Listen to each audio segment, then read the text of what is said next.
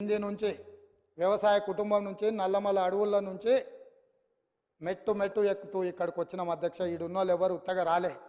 మేమెవరము ఆశామాసిగా management quota పేరునో తండ్రి పేరో తాత పేరో చెప్పుకొని ఉద్యమం ముసుగులోనో ఎవరో త్యాగాలు చేస్తే ఎవరో అనుభవించే విధానంలో రాలేదు అధ్యక్ష.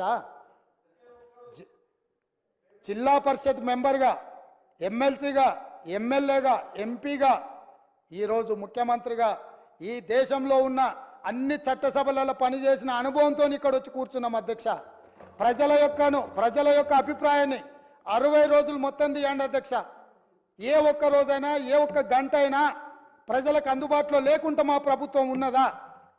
ఆనాడు మేమే స్వయంగా పార్టీ అధ్యక్షుడిగా, పార్లమెంట్ సభ్యుడిగా సచివాలయంలో ఒక అధికారిని కలవడానికి అక్కడికి వెళ్తే వందలాది పోలీసులు చుట్టుముట్టి అంతర్జాతీయ తీవ్రవాదిని నిర్బంధించినట్టు మొత్తం బంధించి తీసుకుపోయి మా ఇంటి దగ్గర పడేసిరు అధ్యక్ష.